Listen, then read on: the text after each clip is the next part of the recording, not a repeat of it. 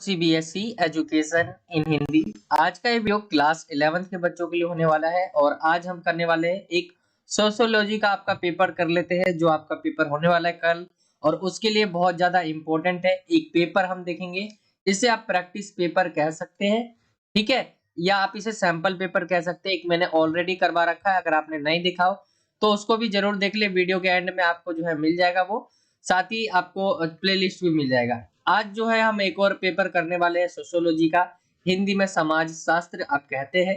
और ये जैसे कि पेपर की शुरुआत पे आए 3 घंटे का आपके पास टाइम रहेगा।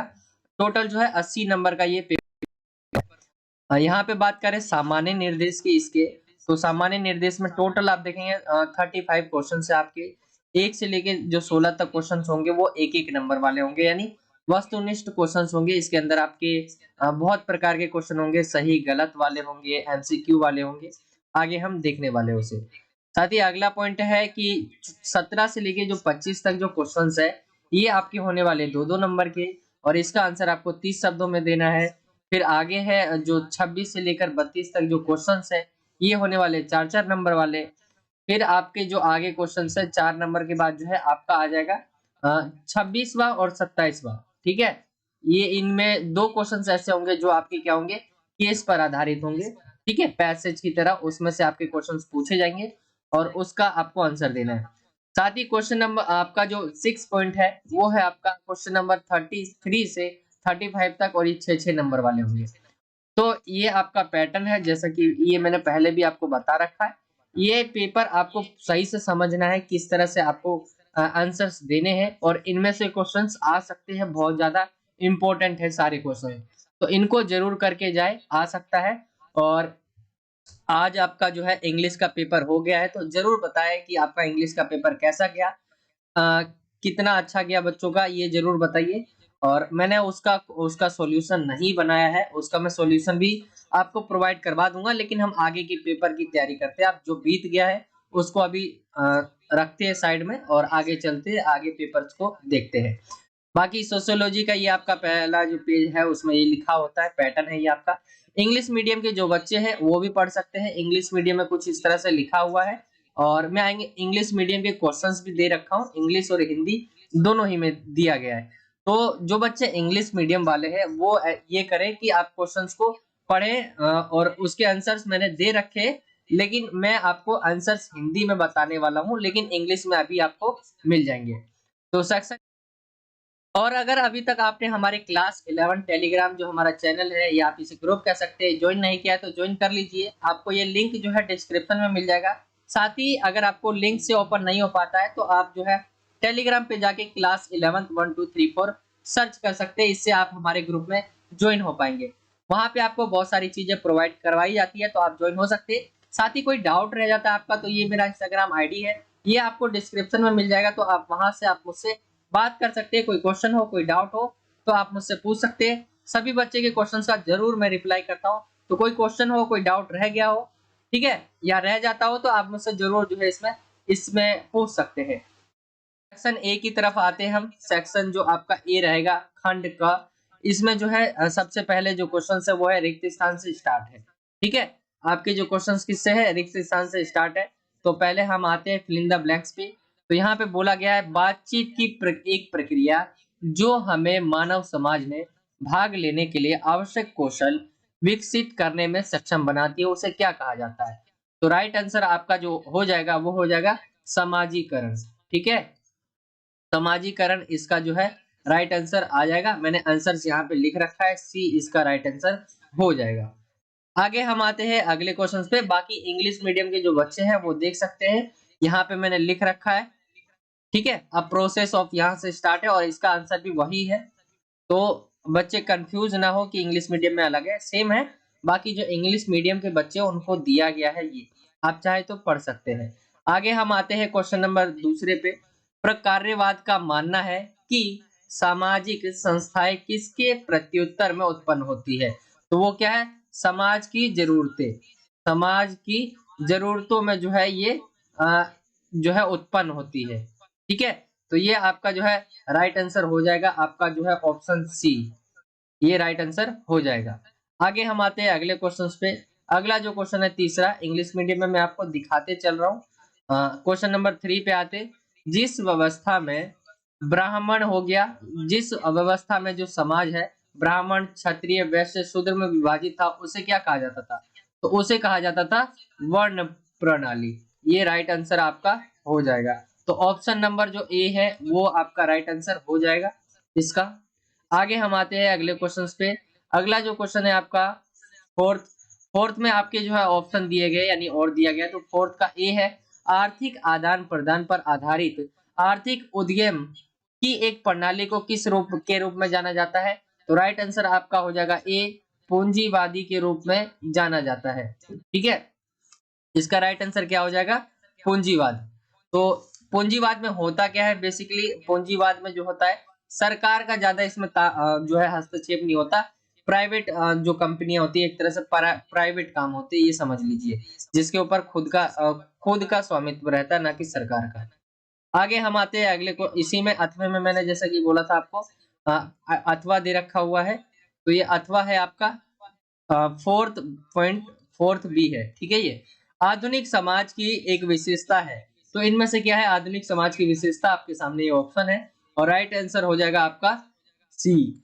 सी इसका राइट आंसर हो जाएगा। शहरीकरण और कारखाना उत्पादन क्या है आधुनिक समाज में? आप देख रहे होंगे ये बहुत बढ़ता जा रहा है। ये आपका 1 से लेके जो 4 तक आपने क्वेश्चन देखे, इसके अंदर जो है आपका एमसीक्यू वाला था। इसमें आपको कोई एक चूज करना था कौन सा सही है। ठीक है, तो ये हो गया आपका। अब हम आते हैं आगे जो अलग तरह के क्वेश्चन है आपके। इसमें बोला गया है बताना है आपको सही या गलत कौन सा है। ठीक है, तो यहाँ पे स्टेटमेंट आपका दिया गया और बताना है सही और गलत कौन सा है। जैसे पांचवा है, प्राथमिक समूह से तात्पर्य लोगों के ऐसे छोटे समूह से है जो घनिष्ठ आमने सामने के मेल मिलाप और सहयोग द्वारा जुड़े होते हैं। तो ये क्या है? सही है। तो ऐसी जो है आपके क्वेश्चन नंबर 6 हो गया, क्वेश्चन नंबर 7 हो गया, क्वेश्चन नंबर 8, 9 और 10, ये आपके जो सारे क्वेश्चन है ये आपके इस पर आधारित है, ये सही है या गलत। तो ये आप जो है एक बार मैं आपको बता दे रहा हूँ क्वेश्चंस, इसे आपको खुद करना है। ठीक है, ये मैंने आपको क्वेश्चंस खुद करने के लिए रखे हैं। इसका आंसर आप मुझे खुद बताइए। क्वेश्चन नंबर जो है आपका क्वेश्चन नंबर 5वां मैंने बता दिया, छठे से लेके आपको जो है 10वें तक। ठीक है, ये आपको खुद बताना है। अगर आपने पढ़ा हो तो आप मुझे कमेंट करके जरूर बताइए इसका आंसर क्या होगा।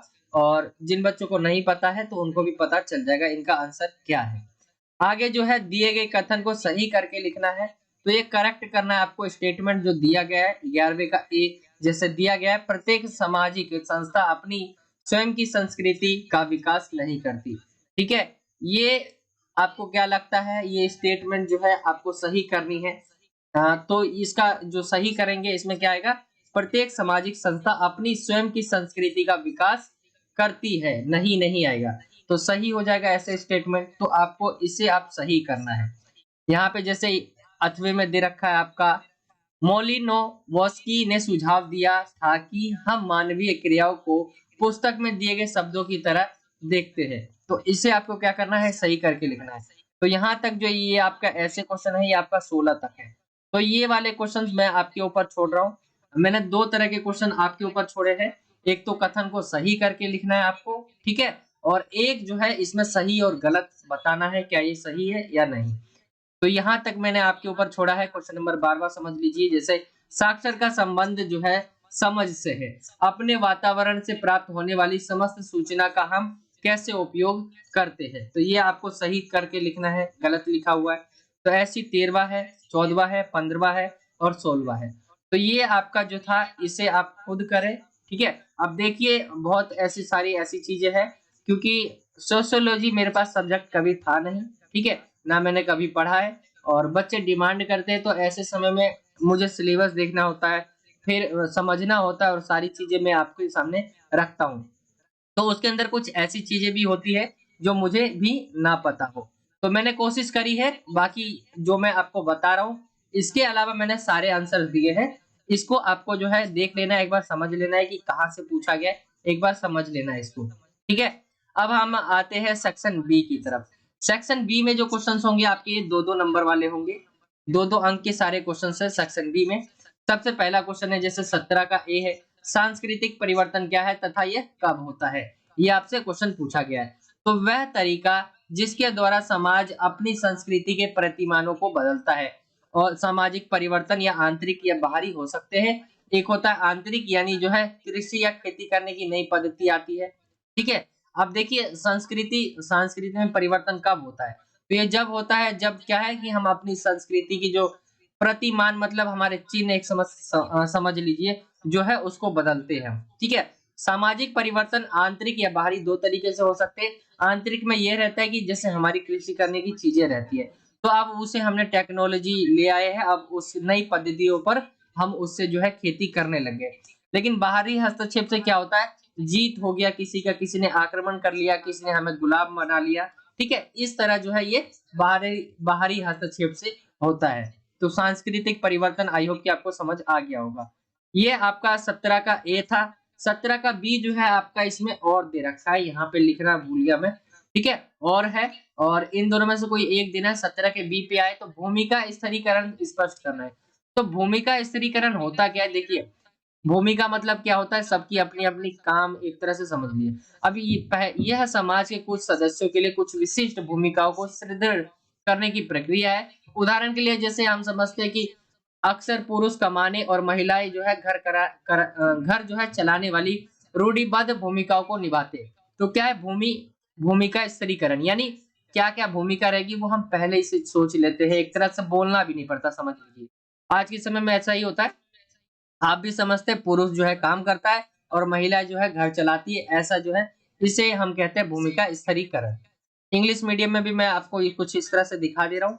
जो बच्चे इंग्लिश मीडियम के हैं वो देखते जाए, मैं आपको बोल के नहीं बता पा रहा हूँ, लेकिन मैं आपको जरूर दिया जा रहा है, तो इसको जरूर देख ले आप। आते हैं हम क्वेश्चन नंबर जो है 18वें पे। क्वेश्चन नंबर 18वां है, सामाजिक समूह और अर्ध समूह में अंतर पूछा गया है, क्या है? तो सामाजिक समूह क्या है? दो या दो से अधिक लोगों का समूह जो आपस में बातचीत करते हैं। दो या दो से अधिक लोगों का ऐसा समूह जो आपस में क्या करते हैं? बातचीत करते हैं और एक दूसरे के साथ कुछ समानताएं रखते हो और एकता की भावना रखते हैं। तो ये क्या है? सामाजिक समूह है। अर्ध समूह क्या होता है? एक विस्तृत सेट में एक से अधिक डेटा का हो सकता है, जैसे कि यह सही नहीं है। ये आपका जो हो जाएगा 18वां क्वेश्चन। आगे हम आते हैं 19वें क्वेश्चन पे। 19वां जो है वर्ग के आधार पर स्तरीकरण से आप क्या समझते हैं? वर्ग के आधार पर, तो वर्ग के आधार पर स्तरीकरण यानी जन्म पर आधारित नहीं होती, बल्कि जो है ये योग्यता होता है, कार्य होता है, कुशलता होता है, शिक्षा होता है, विज्ञान, इसके ऊपर आधारित होती है। वर्ग के द्वार जो है सबके लिए खुले होते हैं, कोई भी आ सकता है। व्यक्ति अपने वर्ग को बदल सकता है और प्रयास करने पर सामाजिक स्तरीकरण में ऊंचा स्थान प्राप्त कर सकता है। तो वर्ग के आधार पर क्या होता है कि ये जन्म से आधारित नहीं होता।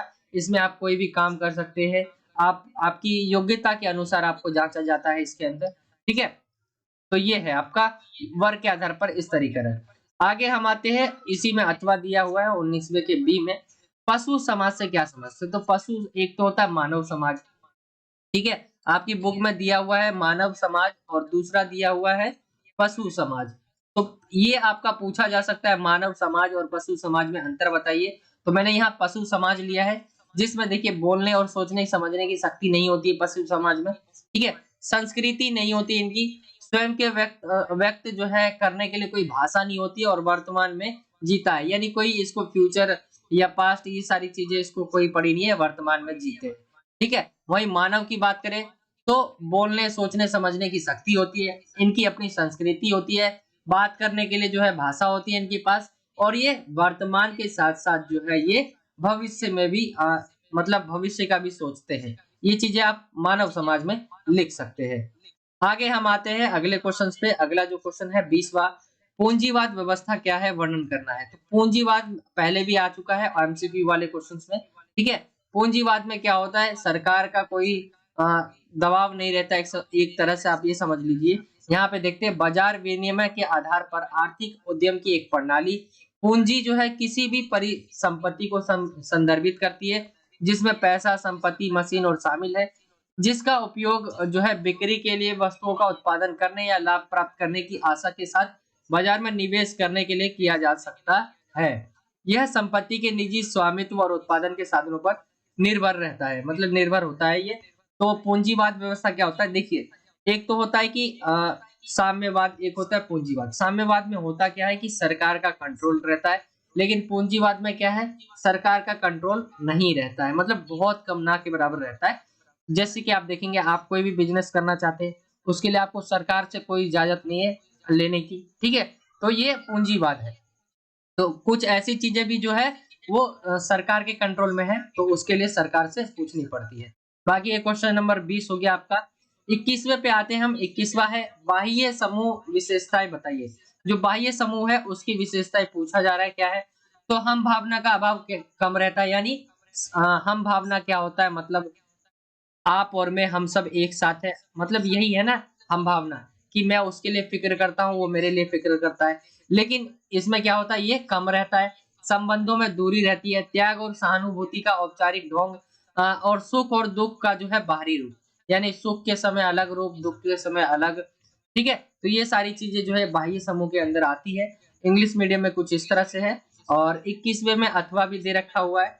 बी में जो दिया हुआ है 21वें के, समवयस्क समूह से आप क्या समझते हैं, तो यह एक प्रकार का प्राथमिक समूह है जो सामान्यतः समान आयु के व्यक्तियों के बीच अथवा समान व्यवसाय के लोगों के बीच बनता है।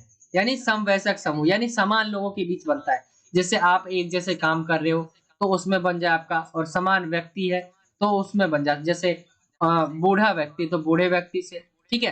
कोई काम कर रहा है फर्नीचर का, तो उसका फर्नीचर का, मतलब उनके बीच क्या है, एक मतलब अंडरस्टैंडिंग जो है वो बन जाती है, ठीक है। ये आपका हो जाएगा क्वेश्चन नंबर 21वां का, आपका बी।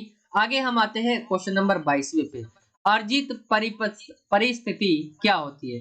देखिए, अर्जित जो होती है, जिन पदों या स्थानों पर व्यक्ति अपने व्यक्ति गुणों के आधार पर जो है प्राप्त करता है। जैसे आपका कोई एग्जाम देकर आपने उसे पाया है, ठीक है, तो उसे क्या कहते हैं हम, अर्जित, हमने लिया है, उसे छीना है, एक तरह से समझ लीजिए, ठीक है।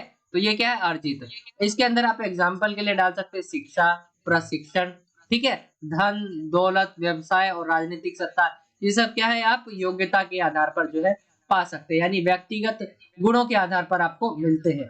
तो यह क्या है, अर्जित परिस्थिति।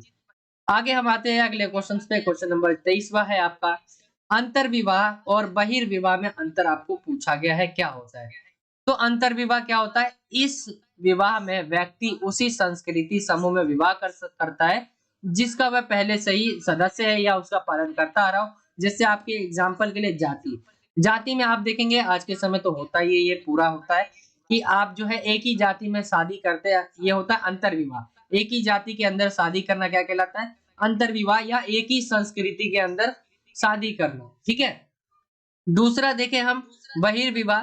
तो बहिर्विवाह में होता क्या है, इस विवाह में जो है व्यक्ति अपने समूह से बाहर विवाह करता है। उदाहरण जैसे गोत्र, जाति और नस्ल, ठीक है, इससे जो है बाहर जो है विवाह करता है। ये आपके लिए एग्जाम्पल थे। तो ये आपका क्वेश्चन नंबर 23वां हो गया है। आगे हम आते हैं क्वेश्चन नंबर 24वें पे। विचारधारा से आप क्या समझते हैं, विचारधारा क्या होता है आपको बताना है। तो देखिए, विचारधारा को आसान भाषा में समझिए तो ये क्या है, सोच है, ठीक है। ये सबकी अपनी अपनी एक सोच होती है, तो सबकी अपनी अपनी एक विचारधारा होती है। जैसे कोई टॉपिक है, जैसे हम मान ले इंटरनेट कह रहे हो, ठीक है, इसके ऊपर आपकी अलग सोच रहेगी, मेरी अलग सोच रहेगी, तो क्या है, इसके ऊपर हमारी दोनों की क्या है, ये विचारधारा है। इसे ही क्या कहते हैं, विचारधारा। अब यहाँ पे एक्सप्लेन क्या किया गया, एक बार देख लेते हैं। साझा विचार या मान्यताएं जो प्रमुख समूह के हितों और न्याय संगत को साबित करने में के लिए काम करते हैं, ठीक है। विचारधारा उन सभी समाजों में पाई जाती है जिनमें समूहों के बीच व्यवस्थित और अंतर्निहित असमानताएं होती है, यानी व्यवस्थित और साथ ही असमानताएं भी होती है, तो वहां पे हमें विचारधारा देखी जाती है, हम पाते हैं वहां पे।